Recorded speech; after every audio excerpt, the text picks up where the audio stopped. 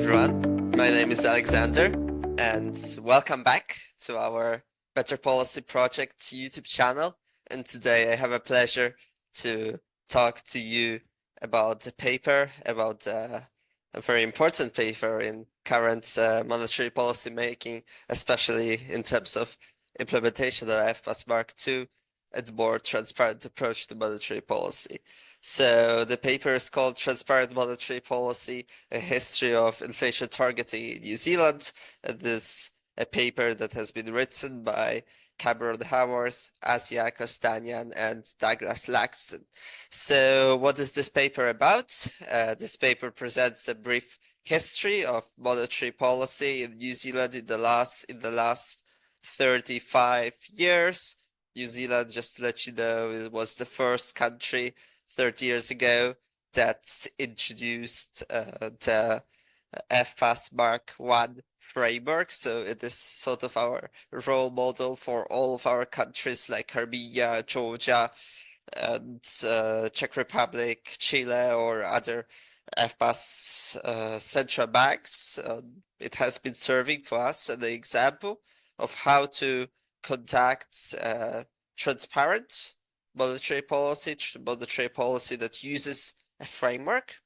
And obviously, it is something for us also to consider in Armenia or in Georgia when we are developing a new framework, and we can focus on the benefits of the approach that New Zealand has taken. At the same time, also to understand the possible disadvantages of this framework and how to improve it in FPAS Mark II.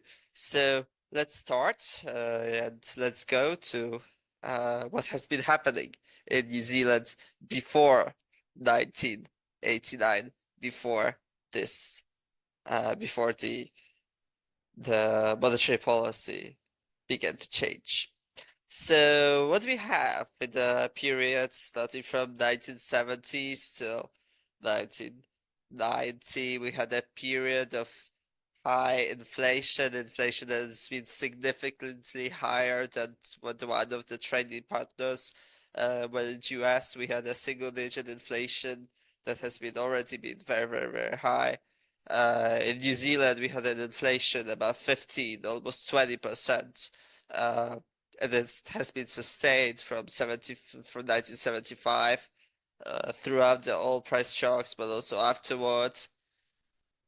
The introduction of the general sales tax also didn't help, and this basically has been maintained up to 1989. So obviously this was detrimental to the economic stability of New Zealand.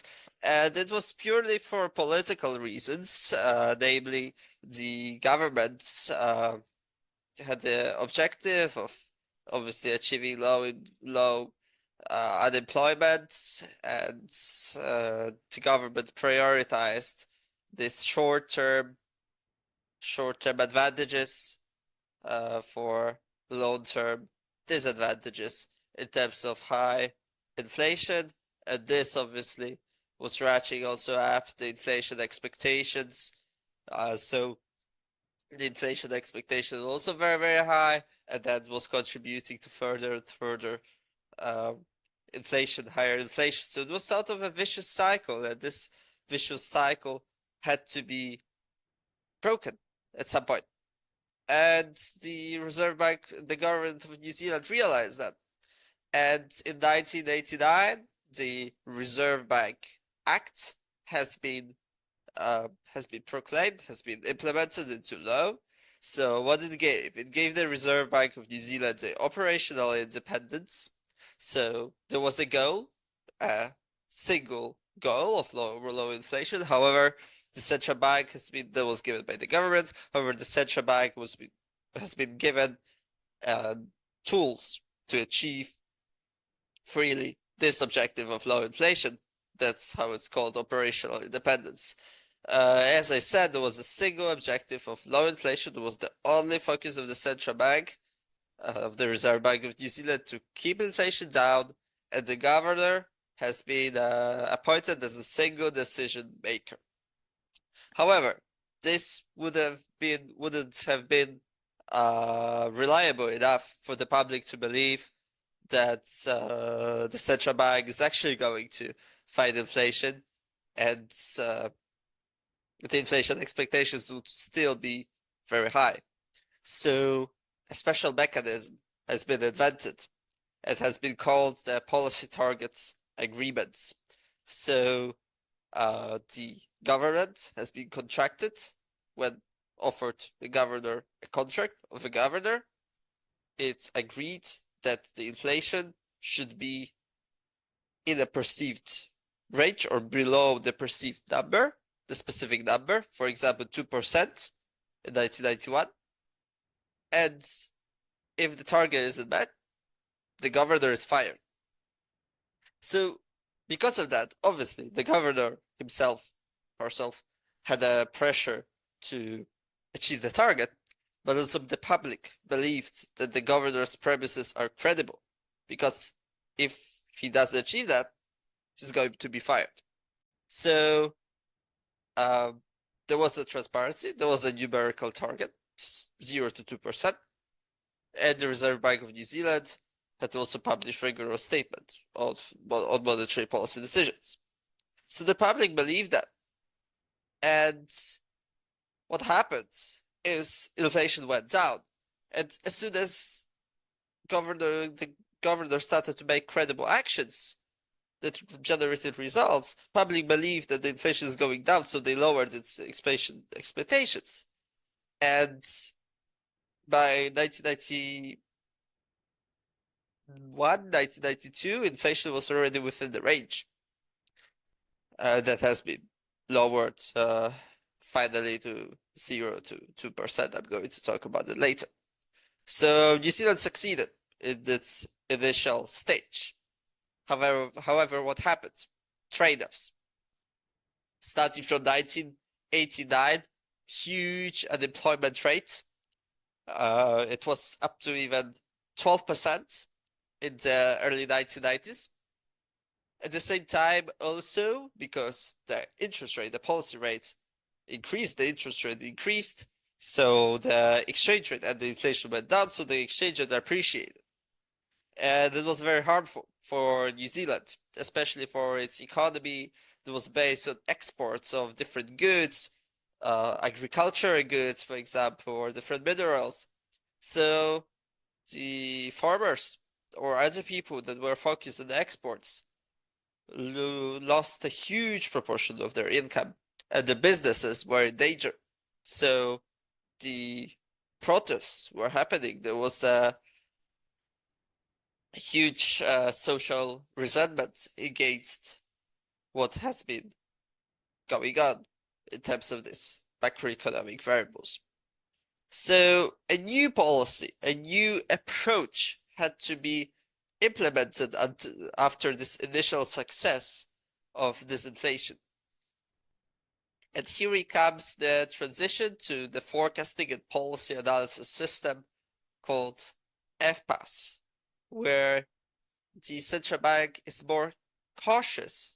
On one hand, is more cautious than just having a strict framework and doing everything they can in order to keep the inflation under 2% at any cost. But also it involves some actual framework, some actual system that would allow them to communicate their decisions well to the public and to be credible, transparent, and efficient in their forward guidance and decision making. So there was an element of forward-looking guidance implemented with the transition to FPAS. So we had monetary policy statements, and the Reserve Bank of New Zealand has been communicating what they think the policy rate will be, what they think the analysis of macroeconomic variables will be. They weren't tied to their policy rate path that they projected. They could always deviate from it if they find it necessary to do so. For example, if the economy behaves differently or there are other shocks hitting, or maybe if they are mistaken, etc. But the public got a credible anchor of what is going on. What does central bank think? And I will elaborate on these benefits later on. But also we had some improvements in modeling and modeling techniques that also contributed positively to the state of the central banking in New Zealand. So let's jump to these advantages of the forecasting and policy analysis system. So first of all, the central banks in the world have, in general, pretty good specialists. They have good access to economic data, research information, etc. So obviously, no one can predict the future. But central banks, if there is an institution, if there are people who might more or less know better than the public what is going on inside the economy, these people might be the central bank. So if the central banks are sharing this knowledge with the public can make more informed financial decisions, which is obviously beneficial for the economy. Secondly, if the market knows what central bank is going to do, the market will already internalize this information in their decisions. So the decisions of the market will be more aligned with the decisions of the central bank. So if, for example, markets know what the short-term interest rate path will be over the next couple of years, following the central bank informing markets about that, that means that they know what this average will be, more or less, so they can estimate what would be the long-term interest rates. Well, not maybe estimates, but they will know how many purchases do they make. So the long-term interest rate will be aligned with the path of the short-term interest rate, so the risk premium will be introduced, and because of that, the long-term interest rate will actually be closer tied to the policy rate. So through the policy rate, the central banks will have better opportunities to control the longer interest rates in the economy.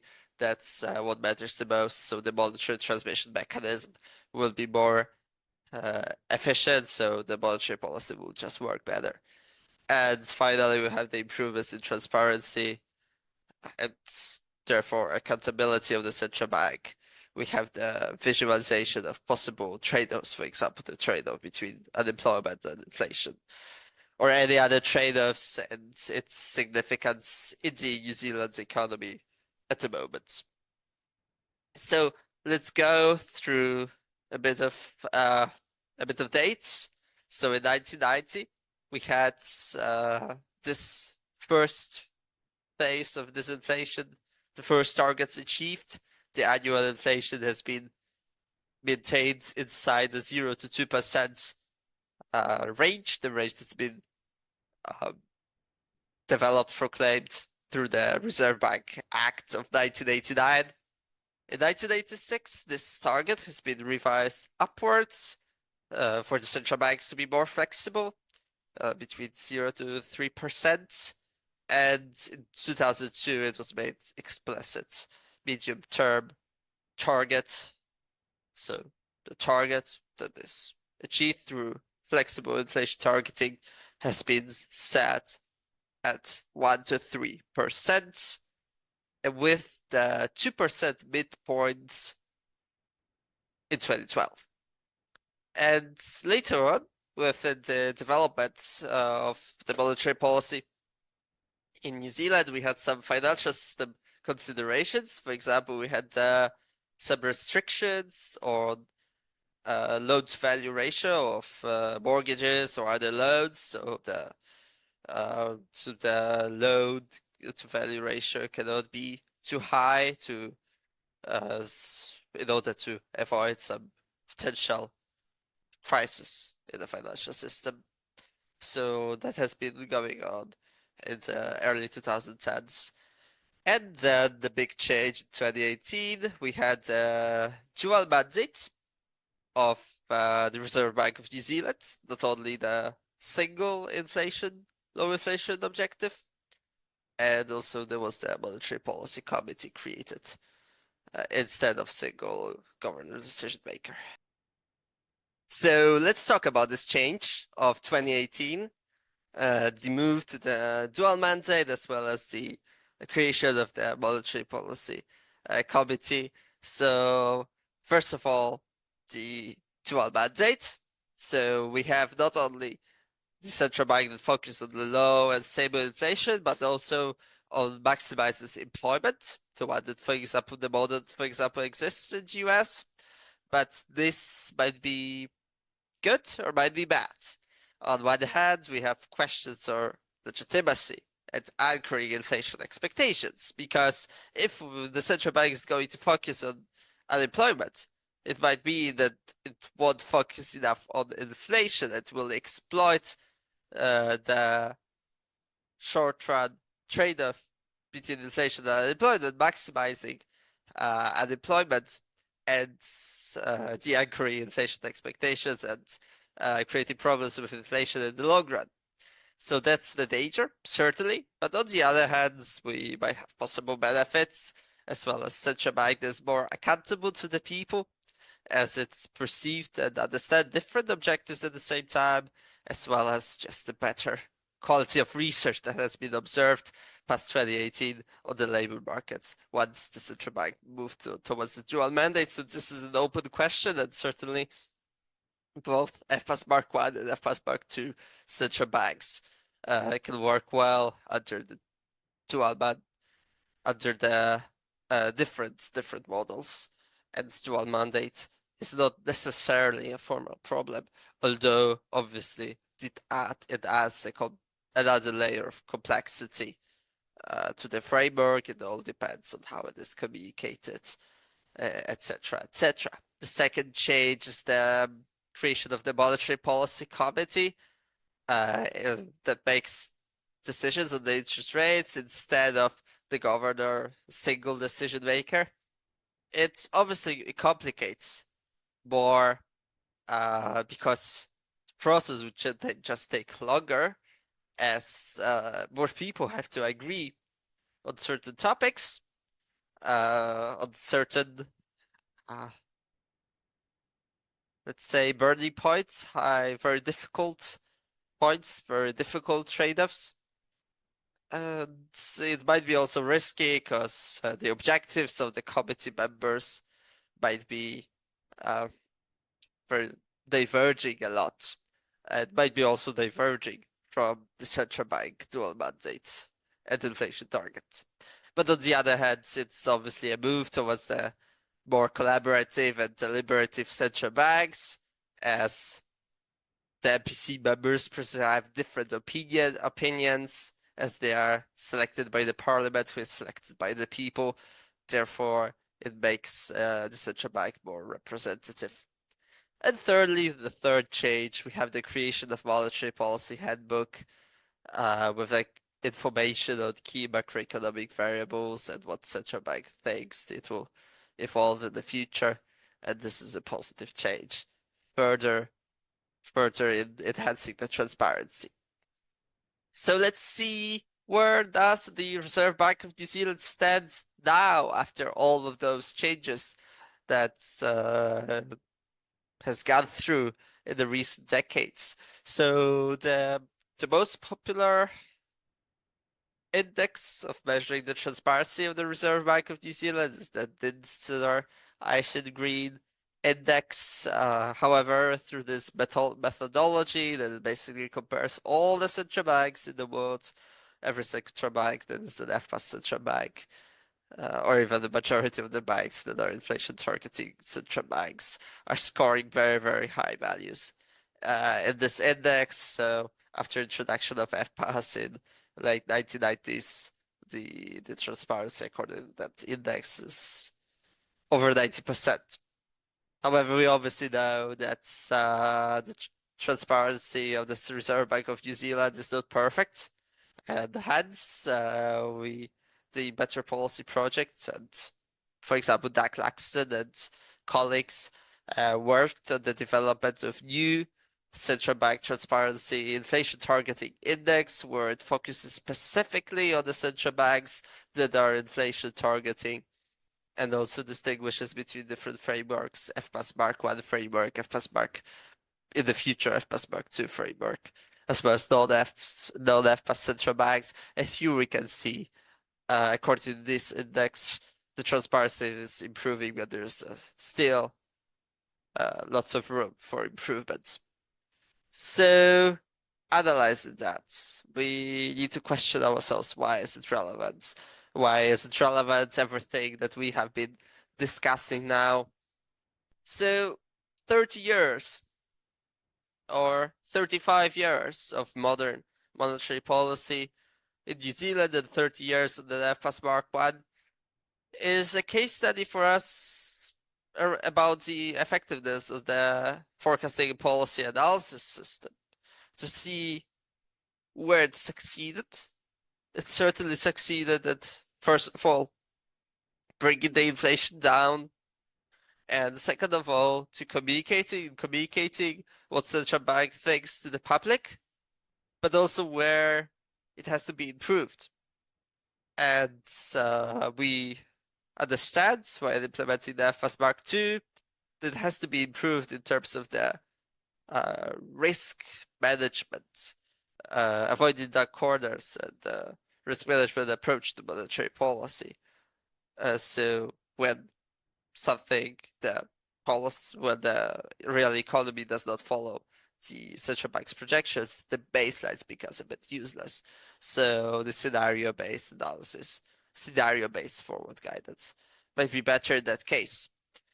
But also we should take a look at the central bank transparency effort under FPAS Mark 1 and its advantages of how the transparency has been improved through the monetary policy statements, through the monetary policy handbook, etc., etc., but also about the challenges that how the Reserve Bank of New Zealand can improve transparency. And this is a project that we are also working on, and Better Policy project on the transparency under FPAS Mark 1 and FPAS Mark 2, as well as the constructing the index of transparency, including the FPAS Mark 2 central banks. And thirdly, we can take a look. This is rather an open question. What changes from FPAS Mark 1 to FPAS Mark 2? In a couple of years, we can conduct similar analysis on our media and see what worked well in New Zealand, what worked well in Armenia, what worked badly in New Zealand, and what worked badly in Armenia. Obviously, accounting for the differences between those countries, but we need to understand that these countries also share lots of similarities in terms of them being a small country and very open economy, especially exposed to uncertainties that we face more increasingly in the modern world. So thank you very much. Thank you. I hope you enjoyed this presentation. Please subscribe our YouTube channel, Better Policy Project. Hit the like button and let us know if you have any ideas in the comments, or contact us if you want to share the insights on the monetary policy, in New Zealand, more specifically, on FPAS Mark 1, FPAS Mark 2, or anything else that you find interesting in the field of economics. So thank you once again, and see you soon.